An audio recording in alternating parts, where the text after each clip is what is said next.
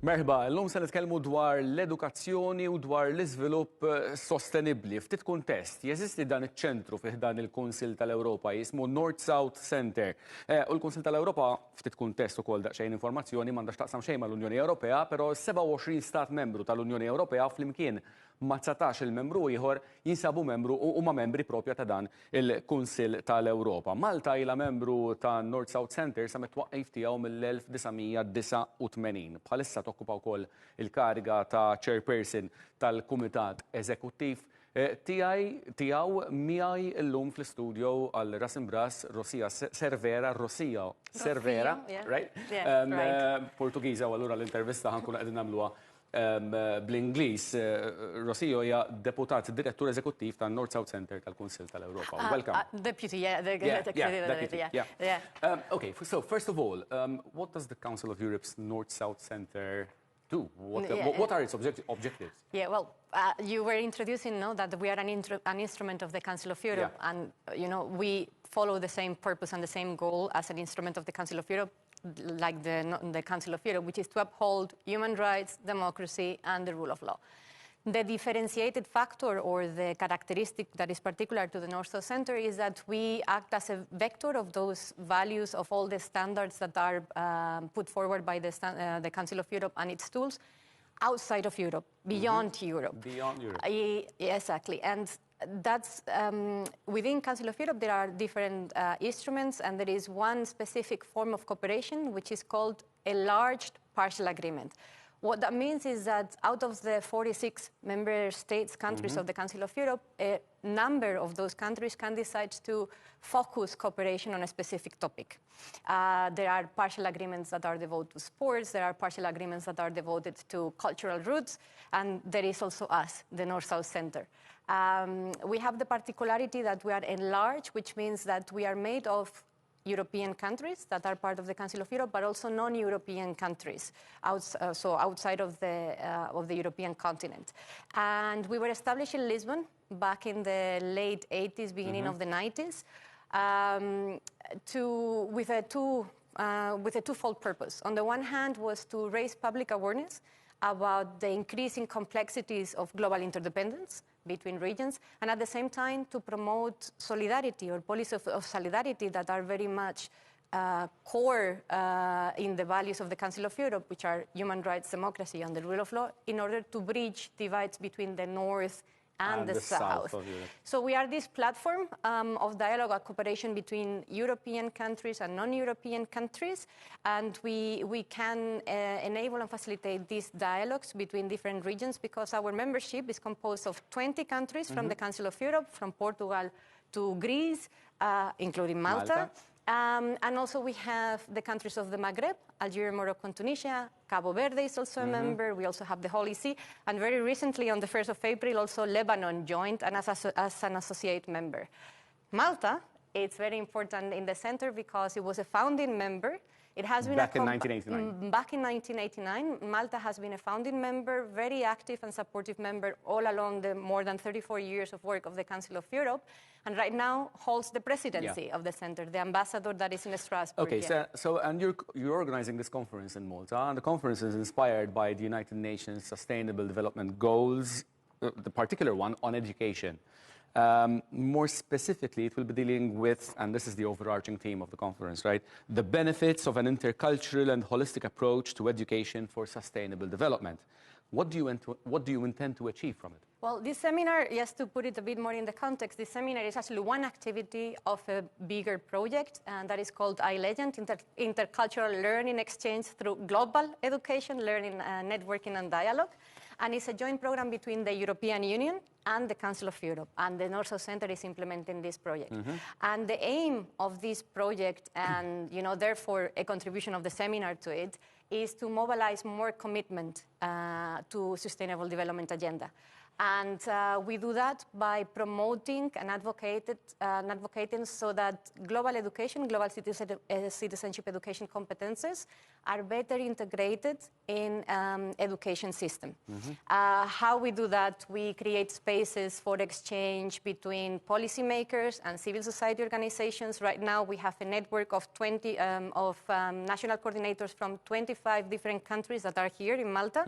And, you know, some of these coordination structures, they have representatives of the Ministry of Education, which is supporting us also in the organization of this event, or we have civil society organizations. So we offer training courses to support teachers and educators on different issues. Yeah, I have explained for the benefit of our audience, of our viewers, that the Council of Europe has got nothing to do with the European Union. But are these projects kind of like an extension of what the European Union does, like in Erasmus and all that, or are they? They complement each other. Complement I mean, each because other. at the foundational basis of both organizations, we share the same values. We have, shared priorities, and then we work often together. Council of Europe and the European Union have an extensive program of cooperation through joint programs, and we work together.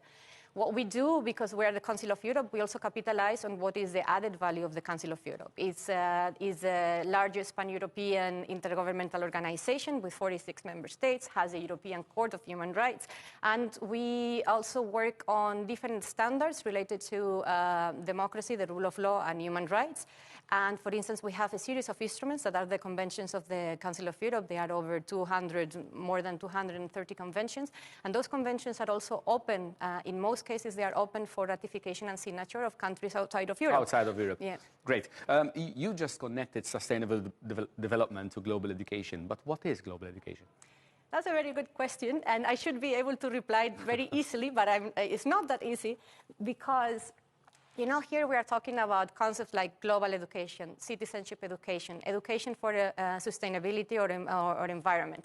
These are, at the core, they are values-based educational paradigms, and they are very abstract and they are very complex, and often they are very difficult to explain, also because the nuances between one definition and the other is also very, it's not that clear to explain. They overlap, kind of. They overlap, exactly. And in our case, what we simplify or we say, you know, global education is the global dimension of citizenship education, and we produce a comprehensive guidelines also to explain better the concept based on the definition that came forward after a Congress in Maastricht in the year 2002 that has been recently revised also with the Dublin Declaration in 2022.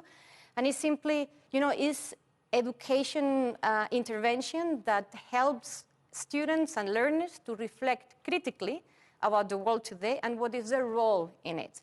It helps to open people's eyes, minds, and one and also hearts, because there is an affective learning dimension also of these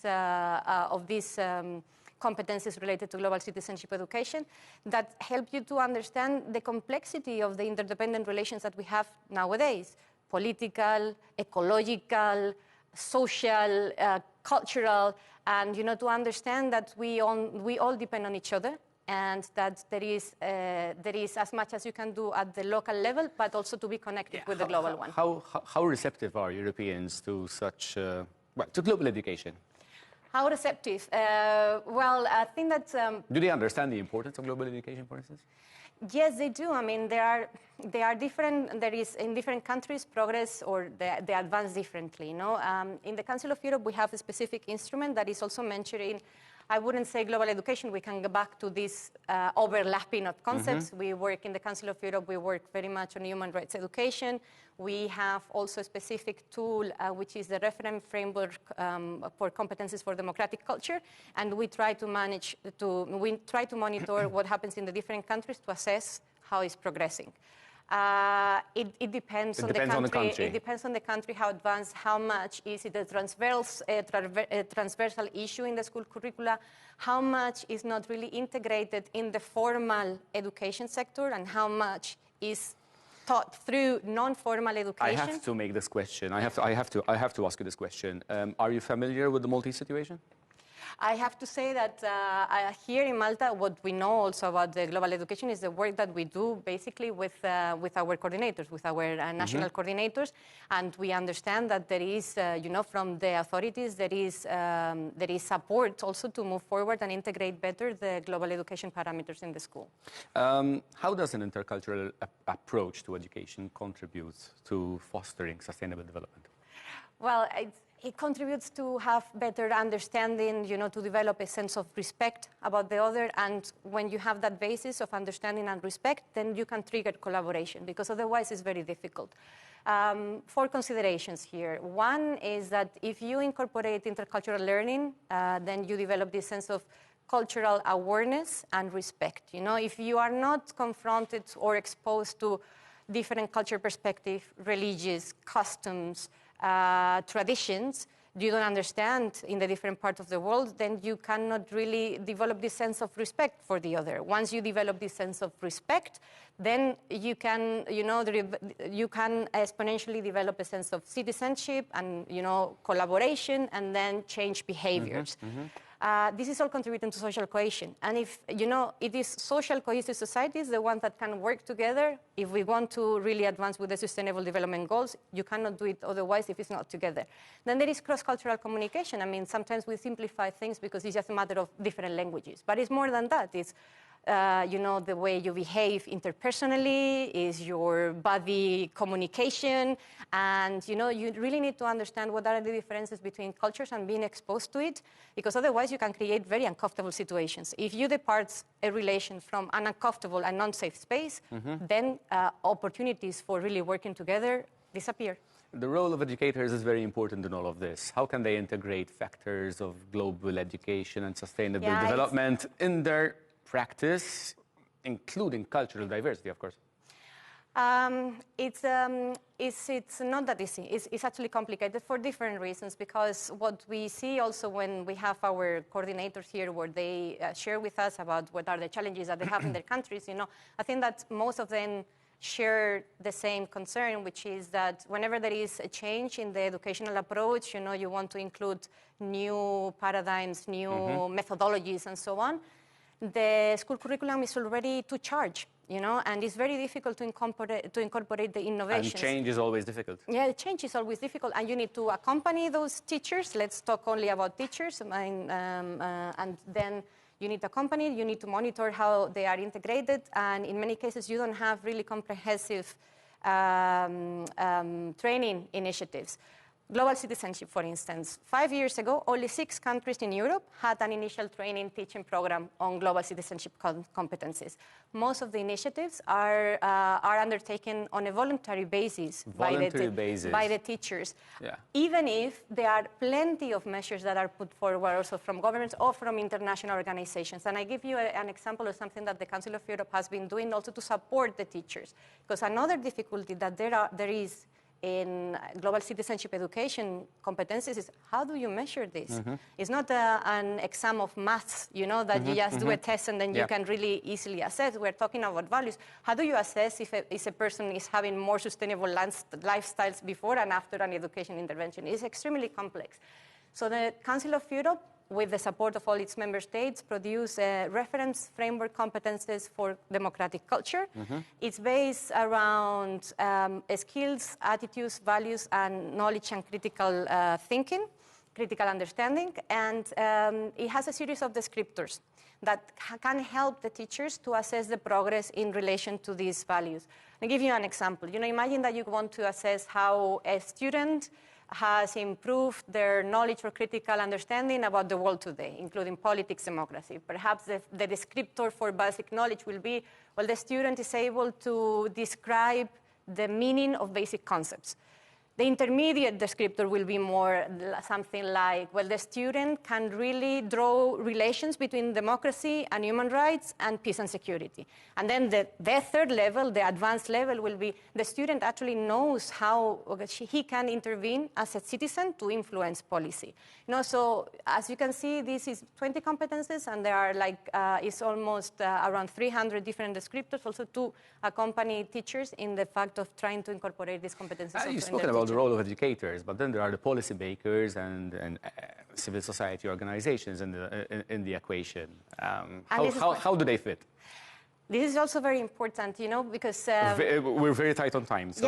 This is very important because we need to think, and UNESCO reports mentioned a few years ago that 230 million of children around the world are not educated by state authorities. It's because there are a lot of actors that are not related to the state that are taking sometimes the gap that is there to teach about these principles and notions. And civil society is very important because they are also providers of education.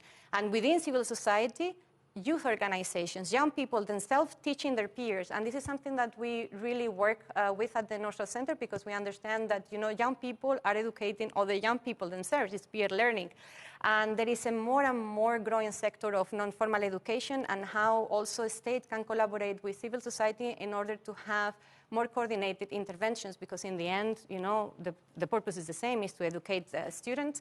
And this is especially relevant in contexts where you also have high levels of school dropouts because you have societies that, you know, people are not in school. So there is a big sector of civil society and other institutions and youth organizations that are covering the space. Also because some of the things that are related to human rights, democracy, and the rule of law are also not taught in school. We had a forum in last year, and we were talking about very concrete topic, which was the connection between corruption and environment. So environmental corruption. And one of the young speakers that was there was saying, okay, now I work for these youth organizations that is fighting corruption. It's very important to involve people in this fight against environmental corruption. I didn't have the chance to learn in this school. It was not part of the program. It's not part of the curriculum. Yeah, exactly. It was part of initiatives like the ones that, for instance, now we have with the Rocio Center that is, you know, also giving us the chance to learn about this. Rocio Cervera, thank you very much for being on our show. Intervista dwar seminar li ħekun qiegħed isir propju għaw Malta minn North-South Council propju fil-jumejn illi ġejjin grazzi tal-li segwejtuna RASimbRAS kull jum it-tnejn sal-ġimgħa fit-3 ta' war nofsinhar fis-6 u nofs filgħaxija u ssibuna wkoll fuq YouTube. Salmikom.